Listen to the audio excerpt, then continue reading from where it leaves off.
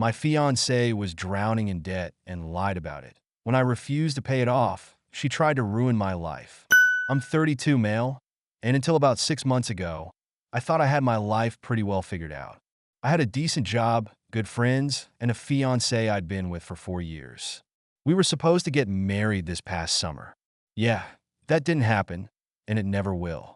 I'm not going to sugarcoat it. This is a story about betrayal, and how I had to wake up to the fact that the person I thought I was going to marry wasn't the person I thought she was, and it wasn't the kind of we grew apart situation. No, this was worse. She lied. A lot. Let's call her Jay. We met through mutual friends, and from the start, she seemed like she had her life together. She was fun, smart, had a good job in marketing, and seemed pretty independent. I'd always prided myself on being responsible, especially when it came to finances. I had a good handle on my money, savings, and investments, and I thought Jay did too. For most of our relationship, I never had a reason to question that. We split bills, lived together, and everything seemed fine. Then came the wedding planning. That's when things started to unravel. We had been engaged for about a year at this point, and wedding costs were coming up. If you've ever planned a wedding, you know it gets expensive fast. We were planning to split the major costs down the middle. Jay had told me she had savings set aside for her part of it, but when the first big payment came up for the venue, Jay suddenly got cagey. She avoided talking about money, and when I pressed her, she finally admitted she didn't have the money. Not for the wedding. Not for anything. Her savings didn't exist.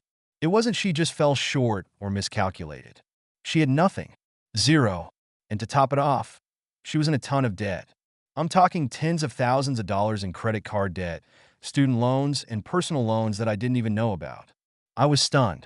We'd been together for 4 years, living together for 2, and I had no idea she was in this deep. Why didn't you tell me? I asked her. I didn't want you to think less of me, she said. I thought I could handle it on my own. I didn't yell or lose my temper, but inside I was pissed. Hiding something like this from me? That's not what you do when you're engaged and planning a future together. But I stayed calm and told her we'd figure it out.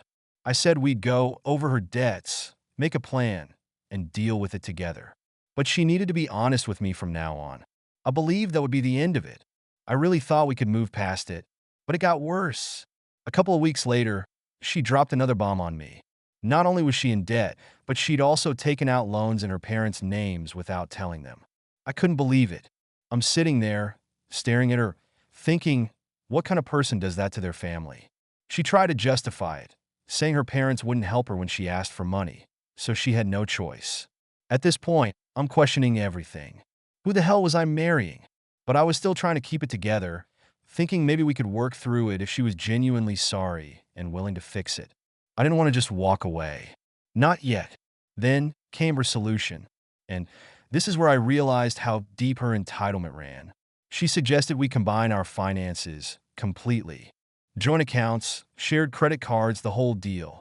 She said since we were getting married soon, we should just handle her debt together. It'll be easier, she said. We're in this together, right?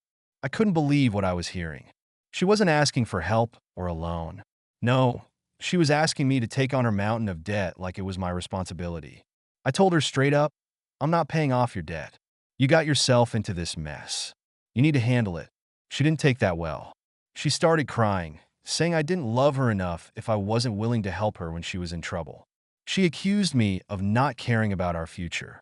The guilt trip was real, and it made me madder by the minute. I told her I wasn't going to be manipulated into cleaning up her mess, and she needed to take responsibility for her own financial decisions. That night, I made up my mind. The wedding was off. I packed a bag and told her I needed space to think. I want to stay at a friend's place for a few days. She called and texted nonstop, alternating between apologizing and trying to convince me I was overreacting.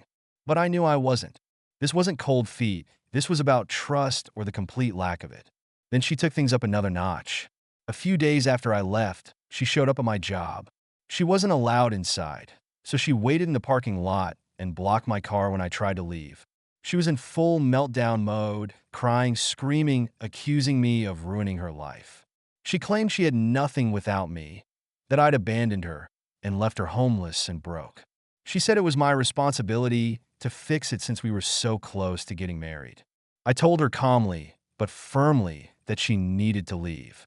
She wasn't getting anywhere with me, and I wasn't going to be manipulated by her theatrics. When she refused to move, I threatened to call security. That set her off even more. She accused me of getting her fired from her job, which was another lie. She'd been fired months earlier for reasons she wouldn't tell me about. She screamed at me, saying she'd tell everyone I'd abandoned her, after forcing her to quit her job to focus on wedding planning. All lies. I just walked away and called the cops. I was done with the drama. Later that day, she started with a new tactic. She told me she had a legal right to stay in my apartment since she'd been living there for over a year. I knew that was complete BS. The lease was in my name, and she'd never paid rent. So I went straight to my landlord and changed the locks. She wasn't going to squat in my place while I was trying to figure out what to do next. That move pissed her off even more. Over the next few days, I started getting strange bills. Gym memberships, magazine subscriptions, and even a luxury spa package. All in my name. Turns out she'd used my information to rack up charges, hoping I wouldn't notice until it was too late. Luckily, I caught it early and shut it down. But it was clear she was going to keep trying to get something out of me, one way or another. At that point, I wasn't just angry. I was done. Done with her games. Done with her lies. Done with everything. She was acting like I owed her something because we'd been engaged. But that's not how this works. You don't get to screw up your life and expect someone else to clean up after you. She didn't stop there. She had her family start calling me. Her mom, mostly pleading with me to give her another chance. They said Jay was in a fragile state and that if I didn't take her back, she'd spiral out of control. They even implied that if anything happened to her, it would be on me.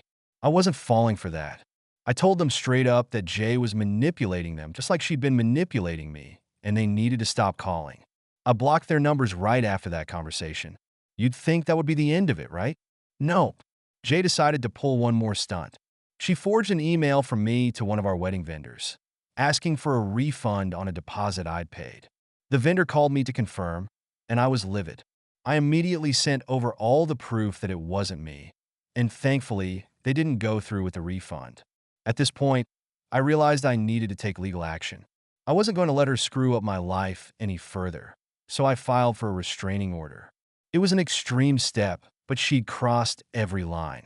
I wasn't going to let her destroy my credit, my reputation, or my peace of mind. After the restraining order was granted, she finally backed off. I haven't heard from her since, but of course, she tried to stir things up with our mutual friends. She told them I'd abandoned her when she needed me the most, painting herself as the victim. Some of them believed her, others didn't. I lost a few friends in the process, but honestly, I don't even care. If they were willing to believe her lies after everything I'd been through, then they weren't really my friends to begin with. So yeah, the wedding's off, and I'm moving on. It took a while to process everything, but I'm in a better place now. I've learned a lot about people, trust, and how far some will go to avoid taking responsibility for their own actions. If there's one thing I can take away from all this, it's that you can never fully know someone until they're under pressure. Jay showed me who she truly was when things got tough, and it was ugly. Trust isn't something you can rebuild after lies like that. I canceled the wedding, cut her off completely, and have been focusing on myself since. I'm not bitter, but I'm definitely wiser. If I'm ever in a relationship again, I'll make damn sure we're upfront about everything from the start, especially money. Anyway, thanks for sticking around and reading this mess. Thank you so much for listening to my story. If you have any thoughts, I'd love to hear them, so please leave a comment. Don't forget to like and subscribe if you want more stories like this one.